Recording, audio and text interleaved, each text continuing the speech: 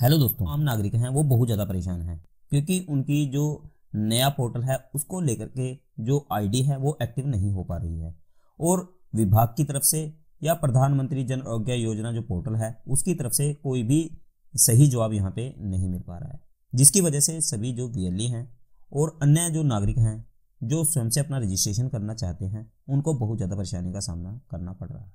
तो दोस्तों यहाँ पे मैं आपकी बहुत सी बातों के जवाब देने की कोशिश करूंगा और साथ ही ये भी बताऊंगा कि आपका जो पासवर्ड है या आपकी लॉगिन आईडी है कब तक लॉगिन हो पाएगी। जो मेरी बात हुई है विभाग के साथ में उसके बारे में हम यहाँ पे बात करेंगे। साथ ही आपको यहाँ पे ये भी बताऊंगा कि आप यहाँ पे कार्ड किस तरह से जनरेट करेंगे या जिनके कार्ड नहीं बने हैं वो किस प्रकार से यहाँ पे संपर्क करके अपने कार्ड के बारे में जानकारी प्राप्त कर सकते हैं। और दोस्तों यदि लिस्ट में आपका नाम है या नहीं है आप किस तरह से कन्फर्म करेंगे वो भी मैं आपको यहाँ पे जानकारी देने वाला हूँ। तो दोस्तों चलिए शुरू कर लेते हैं। तो दोस्तों सबसे पहले हम कार्ड के बारे में देख लेते हैं कि आप कार्ड किस प्रकार से यहाँ पे बनाएंगे, यदि लिस्ट में आपका नाम है किस प्रकार से आप चेक करेंगे। तो दोस्तों यहाँ पे आप देख सकते हैं हमने पोर्टल पे लॉगिन किया हुआ है। यहाँ पे हमारी CSC ID शो हो रही है या आपका मोबाइल नंबर इधर शो होगा जैसे कि हमारे पास यहाँ पे शो हो रहा है। तो इस प्रकार से आपके सामने अलग से ये शो हो जाएगा। उसके बाद दोस्तों मैं आपको यहाँ पे बता देता हूँ, जब आप कार्ड बनाना चाहें तो यहाँ पे यदि आप अपने गांव के या नाम के हिसाब से यहाँ पे सर्च करना चाहें तो आप अपने नाम के साथ भी इसको सर्च कर सकते हैं। साथ ही यदि आप चाहें तो यहाँ पे परिवार पहचान पत्र के साथ में यहाँ पे सर्च कर सकते हैं। तो दोस्तों यहाँ पे दोनों प्रकार यहाँ पे दिए गए हैं, दोनों तरह से आप यहाँ पे सर्च कर सकते हैं। तो चलिए मैं आपको बता देता हूँ। जैसे ही आप दोस्तों पोर्टल पे यहाँ पे आ जाते हैं तो पोर्टल पे आने के बाद आप यहाँ पे देखेंगे हमारे पास सेकंड ऑप्शन दिया गया है। जैसे कि आप यहाँ पे मैं मेंशन आपको कर देता हूँ, यहाँ पे आप देखेंगे यहाँ पे आपको PMJAY कंसोलिडेट डाटा, तो यहाँ वाले ऑप्शन पे आपको क्लिक करना है। इसी के साथ जिनका 2011 के अनुसार सर्वे हुआ है वो यहाँ पे क्लिक करके और अपना आयुष्मान कार्ड सर्च कर सकते हैं। तो चलिए मैं स्टेट स्कीम के हिसाब से जैसे कि हरियाणा के अंदर है तो उस हिसाब से आपको बता देता हूँ कि किस प्रकार से आप स्टेट स्कीम के हिसाब से यहाँ पे सर्च करेंगे। तो यहाँ पे जैसे ही आप क्लिक करेंगे तो यहाँ पे देखिए हमारे सामने कुछ ऑप्शन खुल के आ गए हैं। यहाँ पे यदि आप विलेज के हिसाब से या नाम के हिसाब से सर्च करना चाहते हैं तो यहाँ पे beneficiary search by village town आपको क्लिक कर देना है। यदि आप beneficiary search by Aadhaar card यहाँ पे HHID दिया गया है तो HHID यहाँ पे आपको डालने की जरूरत नहीं है, यहाँ पे आपको फैमिली ID यहाँ पे डालनी होगी।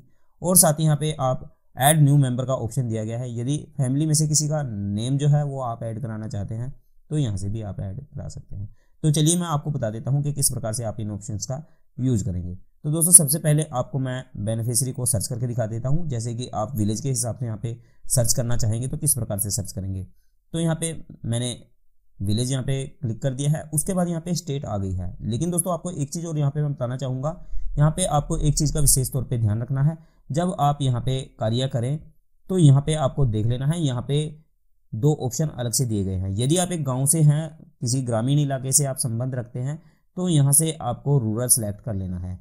और यदि आप एक शहरी क्षेत्र यानी कि आप अर्बन क्षेत्र से हैं तो यहाँ पे आपको अर्बन सेलेक्ट कर लेना है। इन बातों का आपको विशेष तौर पे ध्यान रखना है। यहाँ पे अगर आप सही से चूज नहीं करेंगे तो आपका जो कार्ड है वो आपको नहीं मिलेगा और आपका नाम भी यहाँ पे आपको सर्च करने में परेशानी हो सकती है। तो चलिए दोस्तों उसके बाद आपको यहाँ पे अपना सबसे पहले जो डिस्ट्रिक्ट और जो आपका, तो सबसे पहले दोस्तों आपको अपना राज्य यहाँ पे यानी कि हरियाणा मैं बता रहा हूँ जैसे कि आपको यहाँ पे चूज कर लेना है। उसके बाद यहाँ पे आप अपना जो जिला है वो चूज कर लेंगे। उसके बाद आप यहाँ पे अपना ब्लॉक या तहसील चूज कर लेंगे और उसके बाद लास्ट में आपको अपना गांव यहाँ पे चूज कर लेना है जैसे कि मैंने यहाँ पे चूज किया हुआ है। उसके बाद दोस्तों आपको यहाँ पे सर्च बॉक्स दिखाई दे रहा होगा, यहाँ पे आप देख सकते हैं यहाँ पे हमें सर्च बॉक्स दिखाई दे रहा है। जिस नाम को आप सर्च करना चाहते हैं वो नाम आप यहाँ पे लिख देंगे। जैसे ही आप नाम को यहाँ पे लिखेंगे तो यहाँ पे जितने भी उस नाम के उस गांव में नेम से अभी आयुष्मान कार्ड जारी हुआ है उनका नाम आपके सामने लिख के आ जाएगा। तो चलिए मैं कोई भी नाम यहाँ पे एक टेम्परेरी वैसे ही आपको दिखाने के लिए ले लेता हूँ। उसको जैसे ही आप सर्च करेंगे यहाँ पे, तो जैसे कि मैं यहाँ पे एक नेम ले लेता हूँ। ये देखिए मैंने यहाँ पे लिखा खाली तुलसी। तो यहाँ पे तुलसी के नेम के जितने भी रहेंगे उनके पिताजी का नाम आपको यहाँ पे मैच करा लेना है। मैं जिसको सर्च करना चाहता हूँ उसका जो पिताजी का नेम रहेगा वो यहाँ पे उसके पीछे देख करके उसकी डेट ऑफ बर्थ के हिसाब से और जेंडर देख करके यहाँ से मैं उसको आइडेंटिफाई करूँगा, और आइडेंटिफाई करने के बाद ही यहाँ पे उसको मैं सिलेक्ट करके, और उसके सामने ये आप देख रहे हैं येलो कलर के, मैं आपको दिखा देता हूँ। यहाँ पे आप देख सकते हैं, यहाँ पे येलो कलर में हमारे सामने कुछ ऑप्शंस दिए गए हैं। यहाँ पे आपको उसके सामने क्लिक करना है, अथेंटिकेशन डिलीवरी, तो यहाँ पे आपको क्लिक करना है। तो चलिए मैं अभी आपको बता देता हूँ कि सेकंड ऑप्शन यानी कि आप फैमिली आईडी के हिसाब से किस प्रकार से सर्च करेंगे। तो यह मैंने आपको बता दिया, तो फैमिली आईडी के हिसाब से भी मैं आपको सर्च करके दिखा देता हूँ। तो दोस्तों चलिए अब हम फिर से जो बेनिफिशियरी सर्च बाय HHID है यहाँ पे मैं क्लिक कर देता हूँ। तो जैसे आप यहाँ पे क्लिक करेंगे तो यहाँ पे आपके सामने ऑप्शन बदल जाएंगे। आपको यहाँ पे रूरल पे ही रखना है, यदि ग्रामीण से है, यदि आप अर्बन से हैं तो अर्बन यहाँ पे सिलेक्ट कर लेंगे। तो मैं रूरल से कर रहा हूँ, तो मैं यहाँ पे फिर से सिलेक्ट कर लेता हूँ अपनी स्टेट। तो स्टेट सिलेक्ट की है, और इसी प्रकार से यदि आप किसी और स्टेट से हैं और वहाँ के हिसाब से कोई स्कीम लॉन्च की गई है और वहाँ पे आयुष्मान कार्ड उस योजना के अंतर्गत बन रहे हैं तो आप यहाँ से सिलेक्ट कर सकते हैं। तो उसके बाद आपको यहाँ पे फैमिली आईडी सिलेक्ट कर लेनी है, जैसे कि मैंने आपको बताया था।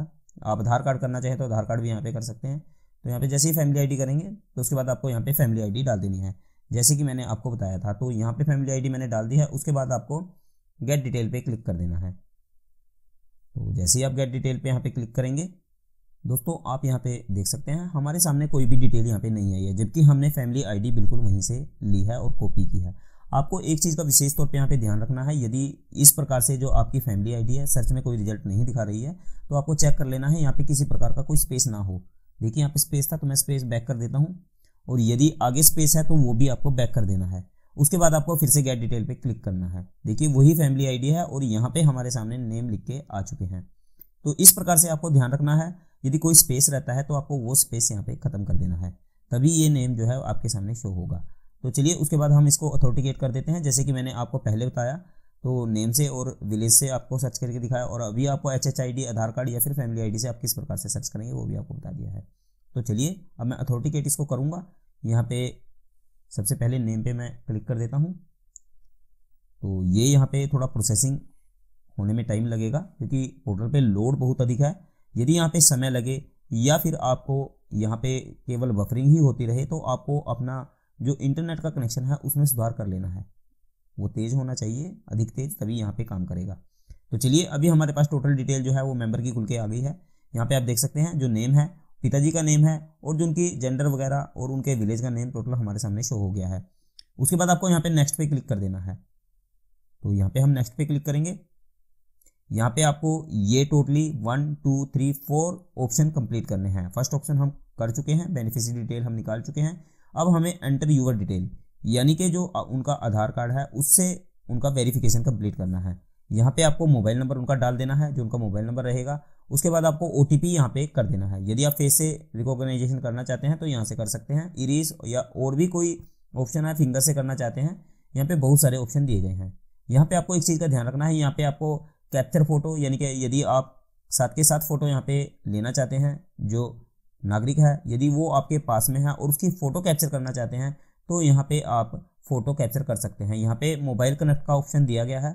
आप यहाँ पे अगर देखेंगे यहाँ पे आपको मोबाइल कनेक्ट करने का ऑप्शन दिया गया है और यहाँ से आपको टेक फोटो पे क्लिक कर देना है। उसके बाद यदि आपके पास इस प्रकार से पूरा प्रोसेस नहीं करना चाहते, आपके कंप्यूटर में फ़ोटो है, तो यहाँ पे आप अपलोड फ़ोटो कर सकते हैं।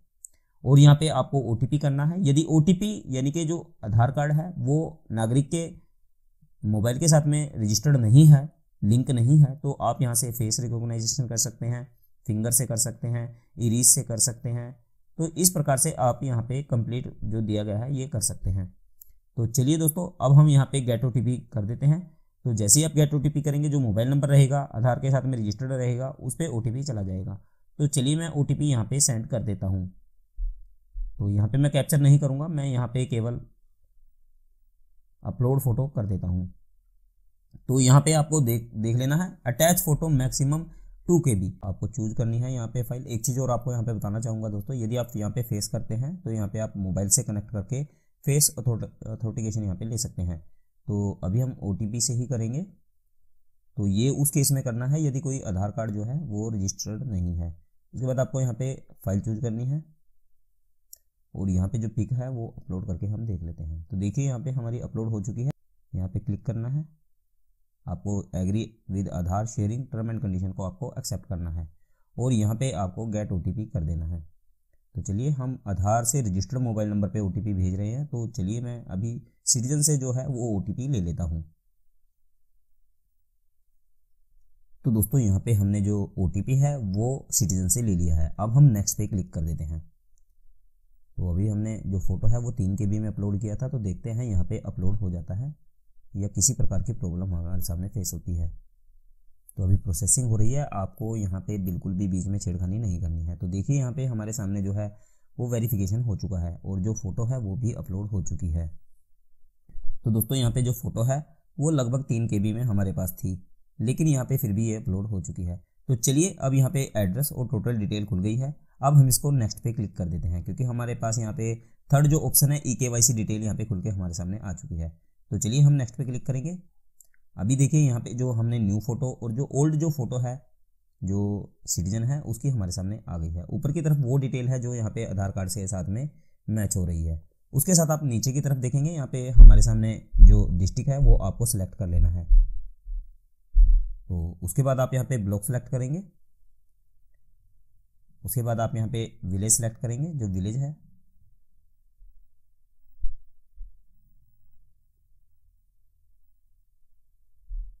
तो यहाँ पे हमने टोटल डिटेल जो है वो डाल दी है। उसके बाद आपको यहाँ पे नीचे की तरफ यदि आप आएंगे तो यहाँ पे आप इसको अथेंटिकेट यहाँ से कर देंगे। उसके बाद आपको ये कैप्चा कोड यहाँ पे डाल देना है, जैसे कि मैं यहाँ पे डाल रहा हूँ, बिल्कुल सेम आपको इसी प्रकार से ये यहाँ पे डाल देना है। ये डालने के बाद आप यहाँ पे देखेंगे डिटेल एक बार आपको ध्यान से देख लेनी है, किसी प्रकार की कोई गलती यहाँ पे आपके द्वारा जो डाली गई है उसमें ना हो। उसके बाद आपको सिंपली नीचे की तरफ आना है। यदि ये कैप्चा कोड आपको समझ ना आए तो यहाँ पे इसको रिफ्रेश भी आप कर सकते हैं, यानी कि दूसरे कैप्चा लेकर के वो भी डाल सकते हैं। उसके बाद सिंपली आपको 3 ऑप्शन यहाँ पे दिखाई दे रहे हैं, आपको बीच वाले ऑप्शन पे सबमिट पे यहाँ पे क्लिक करना है। तो जैसे आप सबमिट पे क्लिक करेंगे तो यहाँ पे फिर से प्रोसेसिंग हो रही है, आपको वेट करना है। और नीचे की तरफ आप यहाँ पे देख सकते हैं हमारे सामने लिख के आ चुका है।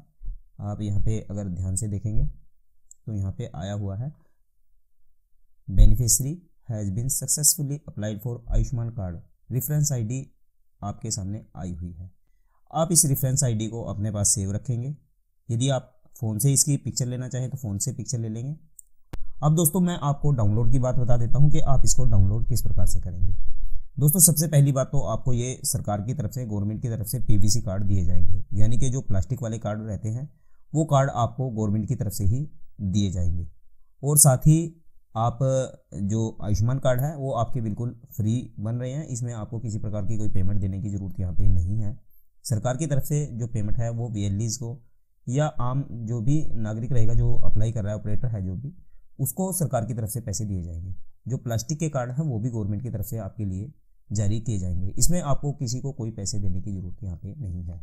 और यहाँ पे आपको इसमें जल्दबाजी भी करने की कोई ज़रूरत नहीं, बहुत जल्द ये जो कार्ड है वो सेंट्रल और स्टेट गवर्नमेंट की तरफ से आपको दे दिए जाएंगे। और आपके घर पे या जो VLE या जो भी ऑपरेटर आपके कार्ड अप्लाई करेगा वो कार्ड आपके दे देगा।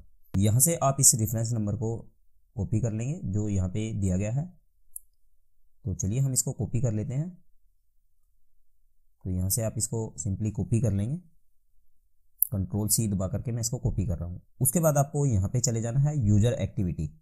ये ऑप्शन देख रहे हैं आप, यूजर एक्टिविटी। यहाँ पे आप जैसे ही यूजर एक्टिविटी पे क्लिक करेंगे तो यहाँ पे आपके सामने ये 3 ऑप्शन अलग से खुल के आ जाएंगे। यहाँ पे आपको Ayushman card apply history, Ayushman card user history, search by reference number, जो रेफरेंस नंबर आपने यहाँ पे कॉपी किया है और नीचे वाले ऑप्शन से आप सर्च बाय रेफरेंस नंबर से आप इसको सर्च करके और डाउनलोड करेंगे। यहाँ पे ऊपर आयुष्मान कार्ड अप्लाई हिस्ट्री, यानी कि जो आपने अप्लाई किए हैं उसकी हिस्ट्री वगैरह आप देखना चाहते हैं, कार्ड की यूजर हिस्ट्री आप देखना चाहते हैं, तो इस प्रकार से यहाँ पे तीनों ऑप्शन आप यूज कर सकते हैं। तो चलिए अभी हम नीचे वाले ऑप्शन पे, यानी कि रेफरेंस नंबर से जो हम उसको डाउनलोड करना चाहते हैं, नीचे वाले ऑप्शन पे क्लिक करेंगे। तो यहाँ से ये हमारा जो अप्लाई है वो हो चुका है। अब यहाँ पे आपको जो रेफरेंस नंबर है वो पेस्ट कर देना है और यहाँ पे आपका स्पेस नहीं होना चाहिए, जैसे कि मैंने आपको पहले बताया। उसके बाद आपको यहाँ पे सबमिट पे क्लिक कर देना है। तो जैसे आप सबमिट पे क्लिक करेंगे तो यहाँ पे आप देख सकते हैं, मैं आपको यहाँ पे दिखा देता हूँ, यहाँ पे डाउनलोड का जो अलग से ऑप्शन आया हुआ है, यहाँ से आप इसको डाउनलोड कर सकते हैं। यदि कार्ड में कोई किसी प्रकार की कोई परेशानी आती है तो यहाँ पे कार्ड अप्रूव्ड बी डाउनलोड, तो यहाँ पे इस प्रकार से कुछ भी एरर यहाँ पे आ जाएगा। अभी यहाँ पे कोई भी एरर नहीं है, हमारे सामने डाउनलोड का ऑप्शन आया हुआ है और स्कीम जो है वो यहाँ पे 1 लिख के आया हुआ है। तो इस प्रकार से रेफरेंस नंबर और कार्ड की जो डाउनलोड का ऑप्शन है वो आपके सामने आ जाता है। तो यहाँ से आपको सिंपली ये डाउनलोड कर लेना है। तो चलिए मैं यहाँ से इसको डाउनलोड कर लेता हूँ।